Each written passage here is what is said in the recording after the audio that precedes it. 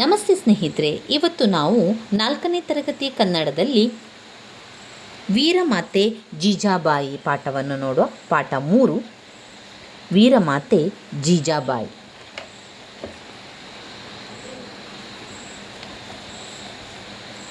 ಮಾತಾಜಿಯವರಿಗೆ ನನ್ನ ಪ್ರಣಾಮಗಳು. ಚಿಗುರು ಮೀಸೆಯ ವೀರ ಬಾಲಕ ನಮ್ರತೆಯಿಂದ ನುಡಿದನು. ಹುಸಿನಗೆ ಬೀರುತ್ತಾ ಅವನ ತಾಯಿ, ಬಾಕಂದ ಇಲ್ಲಿ ಕುಳಿತುಕೋ. ಆಗಲಿ ತಾಯಿ ಎಂದು ಬಾಲಕ ಕುಳಿತುಕೊಂಡನು. ಅಮ್ಮ, ನನ್ನನ್ನು ಕರೆಸಿದ ಕಾರಣವೇನು? ನನ್ನಿಂದ ಏನಾಗಬೇಕು ಕೇಳು ತಾಯಿ ಎಂದನು. ಬಾಲಕ, ನಾನು ಕೇಳಿದ್ದನ್ನು ಕೊಡುವೆಯ ಮಗನೇ ಎಂದು ತಾಯಿ ಅಭಿಮಾನದಿಂದ ನುಡಿದಳು. ಆಗಲಿ ಮಾತಾಜಿ, ಭವಾನಿ ತಾಯಿಯ ಮೇಲೆ ಆಣೆ, ನೀನು ಕೇಳಿದ್ದನ್ನು ಕೊಡುವೆ ಎಂದನು ಮಗ. ತಾಯಿ ಮನಸ್ಸಿನಲ್ಲೇ ಯೋಚಿಸುತ್ತಾ, ಕುಮಾರ ಆಡಿದ ಮಾತಿನಂತೆ ನಾನು ಕೇಳಿದ್ದನ್ನು ಕೊಡಬೇಕು ಎಂದಳು.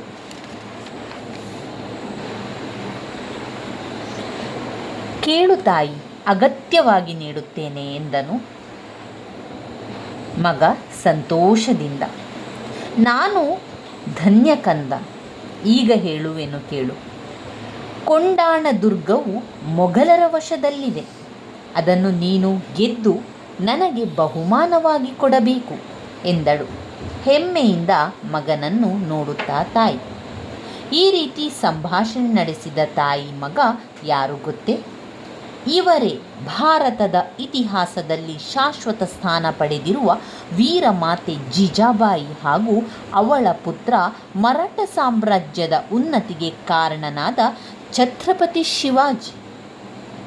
ಜೀಜಾಬಾಯಿ ಕ್ರಿಸ್ತಶಕ 1594ರಲ್ಲಿ ಲಖೂಜಿ ಜಾಧವರಾವ್ ಅವರ ಮಗಳಾಗಿ ಜನಿಸಿದಳು. ಕ್ರಿಸ್ತಶಕ 1603ರಲ್ಲಿ ಶಹಾಜಿಯನ್ನು ವಿವಾಹವಾದಳು. ಶಹಾಜಿಯು ಬಿಜಾಪುರದ ಆದಿಲ್ ಶಾಹಿಯಲ್ಲಿ ಉದ್ಯೋಗ ಮಾಡುತ್ತಿದ್ದನು.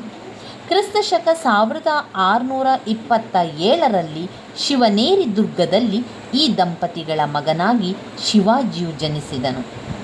ಶಹಾಜಿಯು ಮಗ ಶಿವಾಜಿಯನ್ನು ಗುರುವಾದ ದಾದಾಜಿ ಕೊಂಡದೇವನಲ್ಲಿ ವಿದ್ಯಾಭ್ಯಾಸಕ್ಕಾಗಿ ಕಳುಹಿಸಿದನು. ಮಗ ಶಿವಾಜಿಯನ್ನು ಗುರುವಿನ ಬಳಿಯಲ್ಲಿ ಕರೆದುಕೊಂಡು ಹೋಗಿರುವಂಥದ್ದು. ಗುರು ದಾದಾಜಿ ಕೊಂಡದೇವನು ಶಿವಾಜಿಗೆ ಕತ್ತಿವರಸೆ, ಕುದುರೆ ಸವಾರಿ ಮುಂತಾದ ಯುದ್ಧ ಕಲೆಗಳನ್ನು ಕಲಿಸಿದನು. ಶಹಾಜಿ ಅನಿವಾರ್ಯವಾಗಿ ತನ್ನಿಂದ ದೂರವಾದಾಗ ಜೀಜಾಬಾಯಿ ಬಹಳ ನೊಂದುಕೊಂಡಳು. ಆದರೂ ಎದೆಗುಂದದೆ ಸ್ವತಂತ್ರವಾಗಿ ಬದುಕಲು ಪ್ರಾರಂಭಿಸಿದಳು.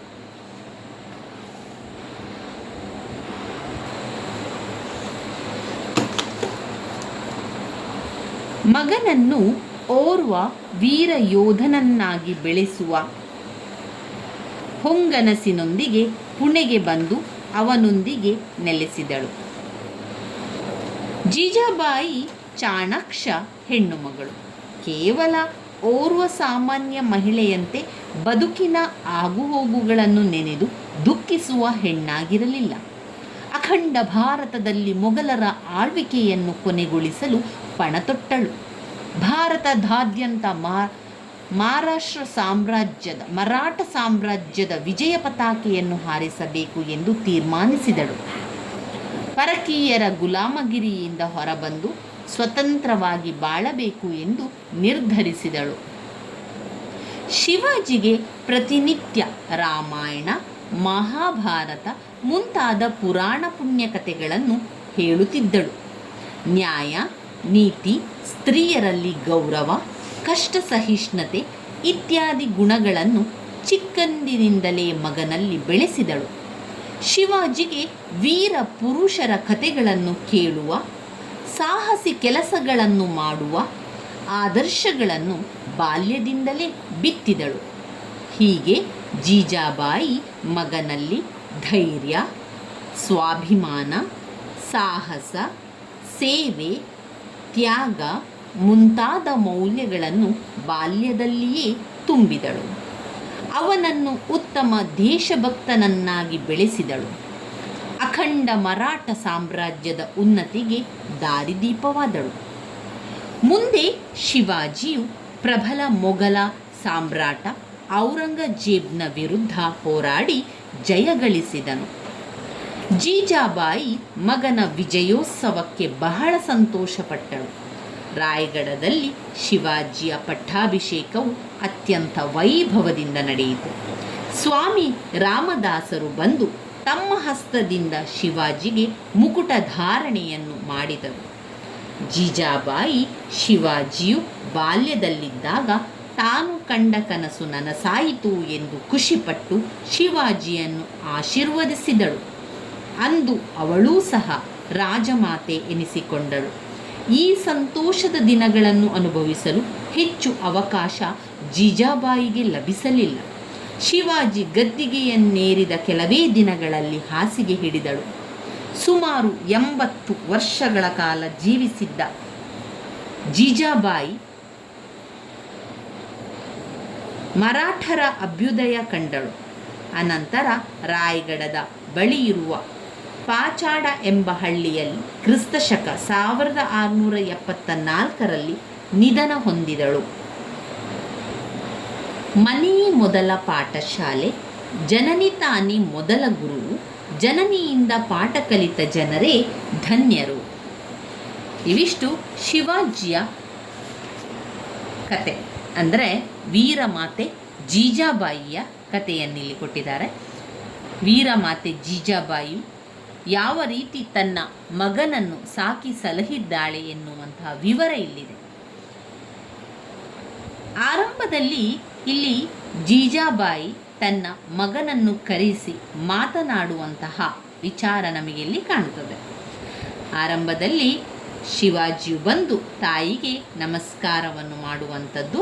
ತಾಯಿ ಜೀಜಾಬಾಯಿಯು ಮಗನನ್ನು ಕರೆದು ಬಾ, ಇಲ್ಲಿ ಬಾ, ನಿನ್ನಲ್ಲಿ ಮಾತನಾಡಲಿದೆ ಅಂತ ಕರೆಸುವಂಥದ್ದು. ಅದಕ್ಕೆ ಮಗ ಕೇಳ್ತಾನೆ, ಏನಾಗಬೇಕು ಅಮ್ಮ, ನನ್ನಿಂದ ಏನಾದರೂ ಕೆಲಸ ಆಗಬೇಕಿತ್ತೆ, ನಾನೇನಾದರೂ ನಿಮಗೆ ಮಾಡಿಕೊಡ್ಬೇಕೆ ಅಂತ ಅಭಿಮಾನದಿಂದ ಮಗ ಕೇಳಿದಾಗ ತಾಯಿಯಾದ ಜೀಜಾಬಾಯಿ ಏನು ಹೇಳ್ತಾಳೆ, ಹೌದು, ನಾನು ನಿನ್ನನ್ನು ಕರೆಸಿದ್ದೇನೆ, ನನಗೊಂದು ಕೆಲಸ ಆಗಬೇಕಿದೆ, ನನ್ನ ಮಾತಿನಂತೆ ನೀನು ನಡ್ಕೊಳ್ತೀಯಾ, ಆಡಿದ ಮಾತಿನಂತೆ ನಾನು ಕೇಳಿದ್ದನ್ನು ನೀನು ಕೊಡ್ತೀಯಾ, ಕೊಡಬೇಕು ಅಂತ ತಾಯಿ ಕೇಳ್ತಾಳೆ. ಅದಕ್ಕೆ ಮಗನಾದಂಥ ಜೀಜಾಬಾಯಿಯ ಮಗ ಯಾರು? ಜೀಜಾಬಾಯಿಯ ಮಗ ಛತ್ರಪತಿ ಶಿವಾಜಿ. ಸರಿ, ಮಗನಲ್ಲಿ ಕೇಳಿದಾಗ ಮಗ ಹೇಳ್ತಾನೆ, ಕೇಳು ತಾಯಿ, ನಿನಗೆ ಬೇಕಾದ್ದನ್ನು ನಾನು ಮಾಡಿಕೊಡ್ತೇನೆ ಅಂತ ಸಂತೋಷದಿಂದ ಮಗ ಹೇಳ್ತಾನೆ. ಅದಕ್ಕೆ ಜೀಜಾಬಾಯಿ ಹೇಳ್ತಾಳೆ, ನಾನು ನಿಜವಾಗಿಯೂ ಧನ್ಯ, ನೀನು ನಾನು ಹೇಳಿದ್ದನ್ನು ನಡೆಸಿಕೊಡ್ತೀಯ ಅಂತ ಕೇಳಿದ್ಯಾ? ಹಾಗಾದರೆ ಕೇಳು, ನಾನೇನು ಹೇಳ್ತಾ ಇದ್ದೇನೆ ಅಂತ ಹೇಳಿದರೆ, ನಮ್ಮ ಗೊಂಡಾಣ ದುರ್ಗವು ಮೊಘಲರ ವಶದಲ್ಲಿದೆ. ಅಂದರೆ ಮೊಘಲರು ಅದನ್ನು ವಶಪಡಿಸಿಕೊಂಡಿದ್ದಾರೆ, ಅವರ ವಶದಲ್ಲಿದೆ. ಆ ಜಾಗ ನಮ್ಮದು, ನೀನು ಅದನ್ನು ಬಿಡಿಸಿಕೊಡಬೇಕು, ನನಗೆ ಬಹುಮಾನವಾಗಿ ನೀನು ಕೊಡಬೇಕದನ್ನು. ಬಹುಮಾನವಾಗಿ ಕೊಡಬೇಕಾದ್ರೆ ಏನು ಮಾಡಬೇಕು? ಛತ್ರಪತಿ ಶಿವಾಜಿ ಯುದ್ಧ ಮಾಡಬೇಕು, ಅವರ ಕೈಯಿಂದ ಆ ಒಂದು ಕೊಂಡಾಣ ದುರ್ಗವನ್ನು ವಶಪಡಿಸಿಕೊಳ್ಬೇಕು. ಕೊಂಡಾಣ ದುರ್ಗವು ಮೊಘಲರ ವಶದಲ್ಲಿದೆ, ಅದನ್ನು ನೀನು ನನಗೆ ಗೆದ್ದುಕೊಂಡು ಗೆದ್ದುಕೊಂಡು ಬಂದು ನನಗೆ ಅದನ್ನು ಬಹುಮಾನವಾಗಿ ಕೊಡಬೇಕು ಅಂತ ಹೆಮ್ಮೆಯಿಂದ ಕೇಳ್ತಾಳೆ ಅಮ್ಮ ಮಗನಲ್ಲಿ. ಜೀಜಾಬಾಯಿಯು ಮಗನಲ್ಲಿ ಹೆಮ್ಮೆಯಿಂದ ಕೇಳುವಂಥದ್ದು. ಅದಕ್ಕೆ ಹೆಮ್ಮೆಯಿಂದ ಮಗನನ್ನು ನೋಡುತ್ತಾ ತಾಯಿ ಈ ರೀತಿ ಸಂಭಾಷಣೆಯನ್ನು ನಡೀತಾ ಇರ್ತದೆ. ಅವರೇ ಭಾರತದ ಇತಿಹಾಸದಲ್ಲಿ ಶಾಶ್ವತ ಸ್ಥಾನ ಪಡೆದಿರುವಂತಹ ವೀರಮಾತೆ ಜೀಜಾಬಾಯಿ ಮತ್ತು ಅವರ ಪುತ್ರನಾದಂತಹ ಛತ್ರಪತಿ ಶಿವಾಜಿಯ ನಡುವೆ ಮಾತುಕತೆ ಆಗುವಂಥದ್ದು. ಈಗ ಇಷ್ಟು ಮಾತುಕತೆ ಆದ ಮೇಲೆ ಇಲ್ಲಿ ಅವರು ಜೀಜಾಬಾಯಿಯ ಪರಿಚಯವನ್ನು ಮಾಡಿಕೊಡ್ತಾ ಇದ್ದಾರೆ. ಯಾರು ಜೀಜಾಬಾಯಿ ಅಂತ ಹೇಳಿದರೆ, ಜೀಜಾಬಾಯಿಯು 1594ರಲ್ಲಿ ಜನಿಸಿದ್ದಾಳೆ. ಲಖೂಜಿ ಜಾದವರಾವ್ ಎನ್ನುವಂಥವರ ಮಗಳಾಗಿ ಜೀಜಾಬಾಯಿ ಜನಿಸಿದಳು. ಅವಳು 1603ರಲ್ಲಿ ಶಹಾಜಿ ಎನ್ನುವಂತಹ ರಾಜನನ್ನು ವಿವಾಹವಾಗ್ತಾಳೆ. ಅವನು ಶಹಾಜಿಯು ಬಿಜಾಪುರದ ಆದಿಲ್ ಶಾಹಿಯಲ್ಲಿ ಕೆಲಸವನ್ನು ಮಾಡ್ತಾ ಇದ್ದ, ಉದ್ಯೋಗವನ್ನು ಮಾಡ್ತಾ ಇದ್ದ. ಕ್ರಿಸ್ತಶಕ 1627ರಲ್ಲಿ ಶಿವನೇರಿ ದುರ್ಗದಲ್ಲಿ ಇವರಿಗೆ ಶಿವಾಜಿ ಎನ್ನುವಂತಹ ಮಗ ಜನಿಸ್ತಾನೆ. ಶಹಾಜಿಯು ಮಗ ಶಿವಾಜಿಯನ್ನು ಏನು ಮಾಡ್ತಾನೆ, ವಿದ್ಯಾಭ್ಯಾಸ ಆಗಬೇಕು ಅಂತ ಹೇಳಿ ಗುರುವಾದಂತಹ ದಾದಾಜಿ ಕೊಂಡದೇವನಲ್ಲಿ ವಿದ್ಯಾಭ್ಯಾಸಕ್ಕೆ, ಪಾಠವನ್ನು ಕಲಿಬೇಕಲ್ವ, ವಿದ್ಯಾಭ್ಯಾಸವನ್ನು ಮಾಡಬೇಕು. ಆಗಿನ ಕಾಲದಲ್ಲೆಲ್ಲ ಯಾವುದೇ ರೀತಿಯ ಶಾಲೆ ಅಂತ ಇರಲಿಲ್ಲ, ಗುರುಕುಲ ಅಂತ ವ್ಯವಸ್ಥೆ ಇತ್ತು. ಆ ಗುರುಕುಲದಲ್ಲಿ ಕರೆದುಕೊಂಡು ಹೋಗಿ ಇಂತಿಷ್ಟು ವರ್ಷಗಳ ಕಾಲ, 14 ವರ್ಷಗಳ ಕಾಲ ಗುರುಕುಲದಲ್ಲಿದ್ದು ವಿದ್ಯಾಭ್ಯಾಸವನ್ನು ಮಾಡಿ ಬರುವಂತಹ ಪದ್ಧತಿ ಇತ್ತು. ಅದೇ ರೀತಿ ಇಲ್ಲಿ ಛತ್ರಪತಿ ಶಿವಾಜಿಯ ತಂದೆಯಾದಂತಹ ಶಹಾಜಿಯು ಗುರುವಾದಂತಹ ದಾದಾಜಿ ಕೊಂಡದೇವನ ಬಳಿಯಲ್ಲಿ ಕರೆದುಕೊಂಡು ಹೋಗ್ತಾರೆ. ಅಲ್ಲಿ ವಿದ್ಯಾಭ್ಯಾಸವನ್ನು ಮಾಡಬೇಕು, ವಿದ್ಯಾಭ್ಯಾಸವನ್ನು ಮಾಡಿ ನೀನು ವಾಪಸ್ಸು ಅರಮನೆಗೆ ಬರಬೇಕು ಅಂತ ಹೇಳುವಂಥದ್ದು. ದಾದಾಜಿ ಕೊಂಡದೇವನಲ್ಲಿ ಶಿವಾಜಿಗೆ ಅಭ್ಯಾಸವನ್ನು ಮಾಡಿಸುವಂಥದ್ದು. ಗುರು ದಾದಾಜಿ ಕೊಂಡದೇವನಲ್ಲಿ ವಿದ್ಯಾಭ್ಯಾಸಕ್ಕಾಗಿ ಕಳಿಸ್ತಾರೆ. ಗುರು ದಾದಾಜಿ ಕೊಂಡದೇವನು ಏನೆಲ್ಲ ವಿದ್ಯಾಭ್ಯಾಸವನ್ನು ಕಲಿಸ್ತಾರೆ ಛತ್ರಪತಿ ಶಿವಾಜಿಗೆ? ಕತ್ತಿವರಸೆ, ಕುದುರೆ ಸವಾರಿ ಮುಂತಾದ ಯುದ್ಧದ ಕಲೆಗಳನ್ನು ಕಲಿಸ್ತಾರೆ. ಶಹಾಜಿ ಅನಿವಾರ್ಯವಾಗಿ ತನ್ನಿಂದ ದೂರವಾದಾಗ ಜೀಜಾಬಾಯಿ ಬಹಳ ನೊಂದುಕೊಳ್ತಾಳೆ. ಈಗ ಜೀಜಾಬಾಯಿಯ ಗಂಡನಾದಂಥ ಶಾಜಿಯು ಮರಣ ಹೊಂತಾನೆ. ಅವನಿಂದ ದೂರವಾದಂತಹ ಜೀಜಾಬಾಯಿ ಯಾವುದೇ ಇತರ ಹೆಣ್ಣು ಮಕ್ಕಳಂತೆ ದುಃಖವನ್ನು ಪಡದೆ ಧೈರ್ಯದಿಂದ ಎಲ್ಲವನ್ನು ಕೂಡ ಎದುರಿಸ್ತಾಳೆ. ಎದೆಗುಂದದೆ ಸ್ವತಂತ್ರವಾಗಿ ಬದುಕಲು ಪ್ರಾರಂಭಿಸ್ತಾಳೆ. ಇದಾದ ನಂತರ ಮಗ ಅವನು ಓರ್ವ ವೀರ ಯೋಧನನ್ನಾಗಿ ಬೆಳೆಸುವಂತಹ ಒಂದು ಕನಸನ್ನು ಜೀಜಾಬಾಯಿ ಹೊಂದಿದ್ದು, ಅದರಂತೆ ಪುಣೆಗೆ ಬಂದು ಅವನೊಂದಿಗೆ ನೆಲೆಸಿ ಅಲ್ಲಿ ಏನು ಮಾಡ್ತಾಳೆ ಜೀಜಾಬಾಯಿ, ಅವಳು ತುಂಬ ಚಾಣಾಕ್ಷ ಹೆಣ್ಣು ಮಗಳು. ಸಾಮಾನ್ಯ ಮಹಿಳೆಯಂತೆ ತನಗೆ ಬಂದಂತಹ ಕಷ್ಟದಿಂದ ದುಃಖಿಸಿಕೊಂಡು ಕೂತ್ಕೊಳ್ಳುವುದಿಲ್ಲ, ನೆನೆದು ದುಃಖಿಸುವ ಹೆಣ್ಣಾಗಿರಲಿಲ್ಲ. ಅಖಂಡ ಭಾರತದಲ್ಲಿ ಮೊಘಲರ ಆಳ್ವಿಕೆಯನ್ನು ಕೊನೆಗೊಳಿಸಲು ಪಣ ತೊಟ್ಟಂತಹ ಆ ಹೆಣ್ಣು ಮಗಳು ಭಾರತಾದ್ಯಂತ ಮರಾಠ ಸಾಮ್ರಾಜ್ಯದ ವಿಜಯದ ಪತಾಕೆಯನ್ನು ಹಾರಿಸಬೇಕು ಎಂದು ತೀರ್ಮಾನಿಸಿದಳು. ಪರಕೀಯರ ಗುಲಾಮಗಿರಿಯಿಂದ ಹೊರಬಂದು ಸ್ವತಂತ್ರವಾಗಿ ಬಾಳಬೇಕು ಅಂತ ನಿರ್ಧರಿಸಿದಳು. ಅದಾದ ನಂತರ ಶಿವಾಜಿಗೆ ಪ್ರತಿ ದಿವಸ ರಾಮಾಯಣವನ್ನು ಹೇಳಿಕೊಡುವುದು, ಮಹಾಭಾರತವನ್ನು ಹೇಳಿಕೊಡುವುದು, ಬೇರೆ ಬೇರೆ ಪುರಾಣ ಕಥೆಗಳನ್ನೆಲ್ಲ ಹೇಳುತ್ತಾ ಇದ್ಲು. ನ್ಯಾಯ, ನೀತಿ, ಸ್ತ್ರೀಯರಲ್ಲಿ ಗೌರವ, ಕಷ್ಟ ಸಹಿಷ್ಣುತೆ ಇತ್ಯಾದಿ ಗುಣಗಳನ್ನು ಮಗನಲ್ಲಿ ಅವಳು ಚಿಕ್ಕನಿಂದಲೇ ತುಂಬಿಸ್ತಾ ಬೆಳೆಸಿದ್ಲು. ಶಿವಾಜಿಗೆ ವೀರ ಪುರುಷರ ಕಥೆಗಳನ್ನು ಕೇಳುವ, ಸಾಹಸಿಕತೆಗಳನ್ನು, ಕೆಲಸಗಳನ್ನು ಮಾಡುವ ಆದರ್ಶಗಳನ್ನು ಬಾಲ್ಯದಿಂದಲೇ ಬಿತ್ತುತ್ತಾ ಬಂದ್ಲು. ಹೀಗೆ ಜೀಜಾಬಾಯಿ ಮಗನಲ್ಲಿ ಧೈರ್ಯ, ಸ್ವಾಭಿಮಾನ, ಸಾಹಸ, ಸೇವೆ, ತ್ಯಾಗ ಮುಂತಾದ ಮೌಲ್ಯಗಳನ್ನು ಬಾಲ್ಯದಿಂದಲೇ ತುಂಬಿದಳು. ಅವನನ್ನು ಉತ್ತಮ ದೇಶಭಕ್ತನನ್ನಾಗಿ ಬೆಳೆಸಿದಳು.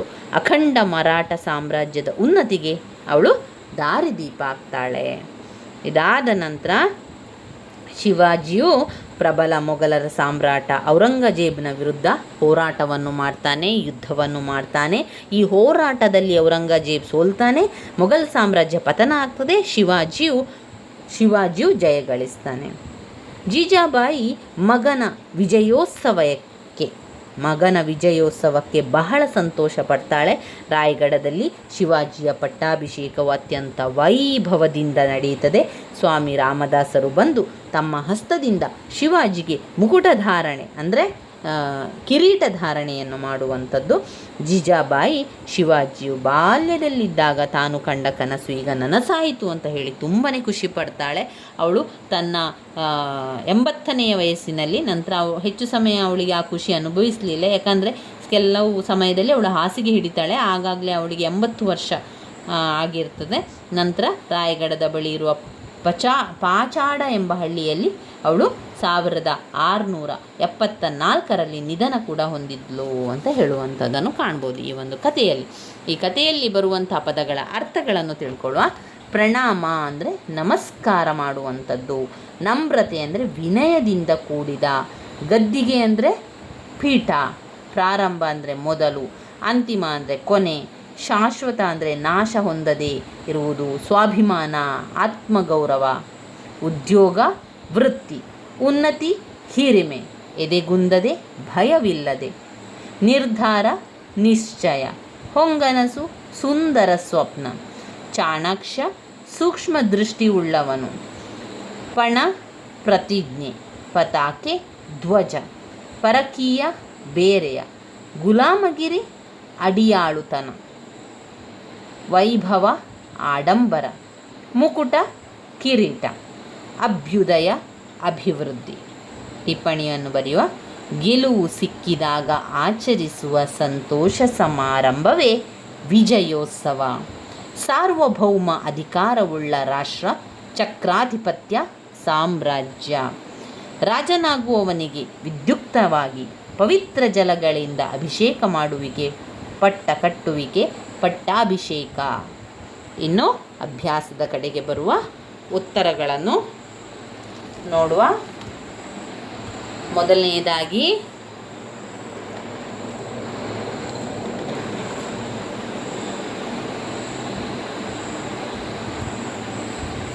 ಮೊದಲ ಪ್ರಶ್ನೆ, ತಾಯಿಗೆ ಮಗನು ಏನೆಂದು ಹೇಳಿದನು? ತಾಯಿಗೆ ಮಗನು, ಅಮ್ಮ, ನನ್ನನ್ನು ಕರೆಸಿದ ಕಾರಣವೇನು? ನನ್ನಿಂದ ಏನಾಗಬೇಕು ಕೇಳು ತಾಯಿ ಎಂದು ಮಗ ತಾಯಿಗೆ ಕೇಳಿದನು. ಅಮ್ಮ, ನನ್ನನ್ನು ಕರೆಸಿದ ಕಾರಣವೇನು? ನನ್ನನ್ನು ಕರೆಸಿದ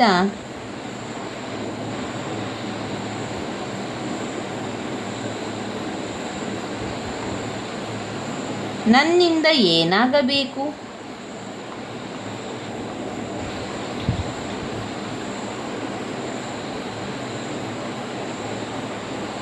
ಕೇಳು ತಾಯಿ ಎಂದು ತಾಯಿಗೆ ಕೇಳಿದನು. ಎರಡನೆಯ ಪ್ರಶ್ನೆ, ಕೊಂಡಾಣ ದುರ್ಗವು ಯಾರ ವಶದಲ್ಲಿತ್ತು? ಕೊಂಡಾಣ ದುರ್ಗವು ಮೊಘಲರ ವಶದಲ್ಲಿತ್ತು. ಮೊಘಲರ ವಶದಲ್ಲಿತ್ತು. ಮೂರನೇ ಪ್ರಶ್ನೆ, ಜೀಜಾಬಾಯಿಯ ತಂದೆಯ ಹೆಸರೇನು? ಜೀಜಾಬಾಯಿಯ ತಂದೆಯ ಹೆಸರು ಲಖುಜಿ ಜಾದವರಾವ್. ಶಿವಾಜಿ ಗುರುವಿನ ಹೆಸರೇನು? ಶಿವಾಜಿಯ ಗುರುವಿನ ಹೆಸರು ದಾದಾಜಿ ಕೊಂಡದೇವ. ದಾದಾಜಿ ಕೊಂಡದೇವ. ದಾದಾಜಿ ಕೊಂಡದೇವ.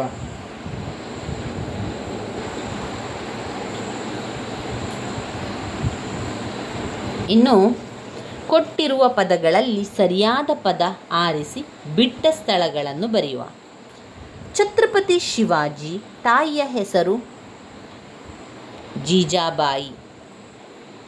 ಜೀಜಾಬಾಯಿ ಡ್ಯಾಶ್ ಎಂಬುವವರನ್ನು ವಿವಾಹವಾದಳು. ಶಹಾಜಿ ಎಂಬುವರನ್ನು ವಿವಾಹವಾದಳು. ಜೀಜಾಬಾಯಿ ಶಿವಾಜಿಗೆ ಪ್ರತಿನಿತ್ಯ ಮಹಾಭಾರತ, ರಾಮಾಯಣ ಕಥೆಗಳನ್ನು ಹೇಳುತ್ತಿದ್ದಳು. ಶಿವಾಜಿ ಪಟ್ಟಾಭಿಷೇಕವು ಎಲ್ಲಿ ನಡೆಯಿತು? ರಾಯಗಢದಲ್ಲಿ ನಡೆಯಿತು. ಇನ್ನು ವಿರುದ್ಧಾರ್ಥಕ ಪದಗಳನ್ನು ನೋಡುವ. ಧೈರ್ಯ ಅಧೈರ್ಯ. ಜಯ ಅಪಜಯ. ಗೌರವ ಅಗೌರವ. ನೀತಿ ಅನೀತಿ. ಇನ್ನು ಕೊಟ್ಟಿರುವ ಪದಗಳಿಗೆ ಸಮಾನಾರ್ಥಕ ಪದಗಳನ್ನು ಬರೆಯುವ. ಸಾಗರ ಅಂದರೆ ಸಮುದ್ರ, ಕಡಲು. ಪುತ್ರ ಅಂದರೆ ಮಗ, ತನಯ. ರಾಜ ಅಂದರೆ ಅರಸ, ರಾಯ. ಯುದ್ಧ ಅಂದರೆ ಹೋರಾಟ, ಸಮರ. ಕೊಟ್ಟಿರುವ ಪದ ಬಳಸಿ ಸ್ವಂತ ವಾಕ್ಯವನ್ನು ಮಾಡಲಿಕ್ಕಿರುವಂಥದ್ದು. ಬಹುಮಾನ. ನನಗೆ ಬಹುಮಾನ ಸಿಕ್ಕಿದಾಗ ಸಂತೋಷವಾಯಿತು. ಉದ್ಯೋಗ. ಪ್ರತಿಯೊಬ್ಬರಿಗೆ ಒಳ್ಳೆಯ ಉದ್ಯೋಗ ಅಗತ್ಯ. ಗುಲಾಮಗಿರಿ. ಭಾರತೀಯರು ಬ್ರಿಟಿಷರ ಗುಲಾಮಗಿರಿಯಿಂದ ಮುಕ್ತರಾದರು. ವೈಭವ. ಮೈಸೂರು ದಸರಾ ಅತ್ಯಂತ ವೈಭವದಿಂದ ನಡೆಯುತ್ತದೆ. ಆಶೀರ್ವಾದ. ನಾವು ಯಾವಾಗಲೂ ಹಿರಿಯರ ಆಶೀರ್ವಾದವನ್ನು ಪಡೆಯಬೇಕು. ಕೊಟ್ಟಿರುವ ಮಾತನ್ನು ಯಾರು ಯಾರಿಗೆ ಹೇಳಿದರು ಎನ್ನುವಂಥದ್ದನ್ನು ಬರೆಯುವ. ಮಾತಾಜಿಯವರಿಗೆ ನನ್ನ ಪ್ರಣಾಮಗಳು. ಈ ಮಾತನ್ನು ಶಿವಾಜಿ ತಾಯಿ ಜೀಜಾಬಾಯಿಗೆ ಹೇಳಿದಳು. ಈ ಮಾತನ್ನು ಯಾರು ಹೇಳಿದ್ದು? ಶಿವಾಜಿ ಹೇಳಿದ್ದು. ಯಾರಿಗೆ ಹೇಳಿದ್ದು? ತಾಯಿ ಜೀಜಾಬಾಯಿಗೆ. ತಾಯಿ ಜೀಜಾಬಾಯಿಗೆ. ಬಾಯಿಗೆ. ನೀನು ಗೆದ್ದು ನನಗೆ ಬಹುಮಾನವಾಗಿ ಕೊಡಬೇಕು. ಈ ಮಾತನ್ನು ಜೀಜಾಬಾಯಿ ಶಿವಾಜಿಗೆ ಹೇಳಿದನು. ಯಾರು ಹೇಳಿದರು? ಜೀಜಾಬಾಯಿ ಯಾರಿಗೆ ಹೇಳಿದ್ದು? ಶಿವಾಜಿಗೆ. ಇನ್ನು ಪದಗಳನ್ನು ಸರಿಯಾಗಿ ಜೋಡಿಸಿ ವಾಕ್ಯ ರಚಿಸಿ ಬರೆಯಿರಿ. ತಾಯಿ ನೀಡುತ್ತೇನೆ ಕೇಳು ಅಗತ್ಯವಾಗಿ. ಕೇಳು ತಾಯಿ, ಅಗತ್ಯವಾಗಿ ನೀಡುತ್ತೇನೆ. ಚಾಣಾಕ್ಷ ಜೀಜಾಬಾಯಿ ಹೆಣ್ಣು ಮಗಳು. ಜೀಜಾಬಾಯಿ ಚಾಣಾಕ್ಷ ಹೆಣ್ಣು ಮಗಳು. ಪಟ್ಟಾಭಿಷೇಕವು ಅತಿ ಶಿವಾಜಿಯ ನಡೆಯಿತು ವೈಭವದಿಂದ. ಶಿವಾಜಿಯ ಪಟ್ಟಾಭಿಷೇಕವು ಅತಿ ವೈಭವದಿಂದ ನಡೆಯಿತು. ಇನ್ನು ಭಾಷಾ ಚಟುವಟಿಕೆಯತ್ತ ಹೋಗೋಣ. ಬರು ಪ್ಲಸ್ ಅಂತೆ ಬರುವಂತೆ, ಹೋಗು ಪ್ಲಸ್ ಅಂತೆ ಹೋಗುವಂತೆ, ನೋಡು ಪ್ಲಸ್ ಅಂತೆ ನೋಡುವಂತೆ, ಮಗು ಪ್ಲಸ್ ಅಂತೆ ಮಗುವಂತೆ. ಮಾದರಿ: ಹುಡುಗ ಪ್ಲಸ್ ಆಟ ಹುಡುಗಾಟ, ಬಂಧು ಪ್ಲಸ್ ಮಗ ಬಂಧು ಪ್ಲಸ್ ಆಗ ಬಂದಾಗ, ಕಾಡು ಪ್ಲಸ್ ಆನೆ ಕಾಡಾನೆ, ಬಾಯಿ ಪ್ಲಸ್ ಆರಿಕೆ ಬಾಯಾರಿಕೆ. ಕೊಟ್ಟಿರುವ ಪದಗಳನ್ನು ಗಮನಿಸಿ ಓದಿ. ಪದೇ ಪದೇ, ಸಣ್ಣ ಸಣ್ಣ, ಓಡಿ ಓಡಿ, ದ್ವಿರುಕ್ತಿ ಪದ. ಆವರಣದಲ್ಲಿರುವ ಪದಗಳನ್ನು ಗಮನಿಸಿ ಅವುಗಳ ಸಹಾಯದಿಂದ ಗಾದೆಗಳನ್ನು ಪೂರ್ಣ ಮಾಡಿ. ತಾಳಿದವರು ಬಾಳಿಯಾರು. 1. ಕೈ ಕೆಸರಾದರೆ ಬಾಯಿ ಮೊಸರು. ಮಾತು ಬೆಳ್ಳಿ ಮೌನ ಬಂಗಾರ. ಮನೆಗೆ ಮಾರಿ ಪರರಿಗೆ ಉಪಕಾರಿ.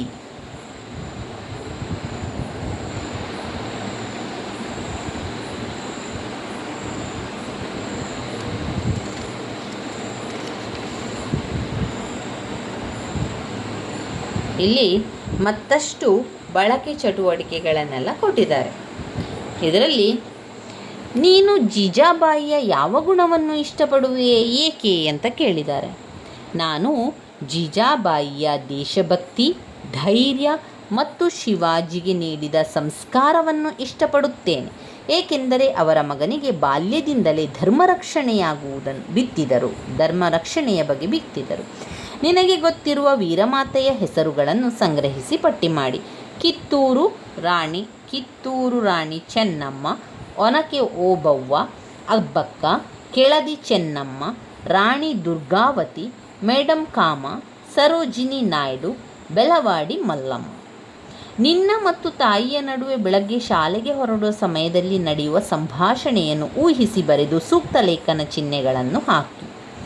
ಮಗ: ಅಮ್ಮ, ಶಾಲೆಗೆ ತಡವಾಗುತ್ತಿದೆ, ತಿಂಡಿ ಕೊಡು. ಅಮ್ಮ: ಬಾ, ಬೇಗ ತಿಂಡಿ ತಿಂದು ಶಾಲೆಗೆ ಹೊರಡು.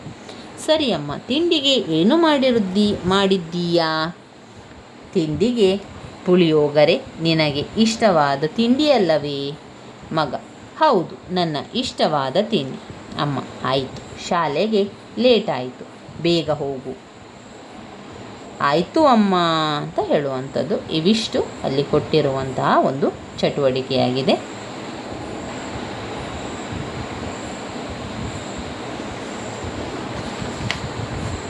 ಇನ್ನು ಬರುವಂಥದ್ದು ಪದ್ಯ. ಅದನ್ನು ನಾವು ಮುಂದಿನ ವಿಡಿಯೋದಲ್ಲಿ ತಿಳ್ಕೊಳ್ಳುವ. ನಾವೀಗ ಸಂಪೂರ್ಣವಾಗಿ ವೀರಮಾತೆ ಜೀಜಾಬಾಯಿಯ ಪಾಠದಲ್ಲಿ ಎಲ್ಲವನ್ನು ಕೂಡ ತಿಳ್ಕೊಂಡಿದ್ದೇವೆ. ಅದರಲ್ಲಿ ಬರುವಂತಹ ಪ್ರಶ್ನೋತ್ತರಗಳನ್ನು, ಅದರಲ್ಲಿ ಬರುವಂತಹ ಭಾಷಾ ಚಟುವಟಿಕೆಗಳನ್ನು, ಅಭ್ಯಾಸಗಳನ್ನು, ವಿರುದ್ಧಾರ್ಥಕ ಪದಗಳನ್ನು, ಅರ್ಥಗಳನ್ನು, ಟಿಪ್ಪಣಿಗಳನ್ನು ಎಲ್ಲವನ್ನು ಕೂಡ ತಿಳ್ಕೊಂಡಿದ್ದೇವೆ ಸ್ನೇಹಿತರೆ.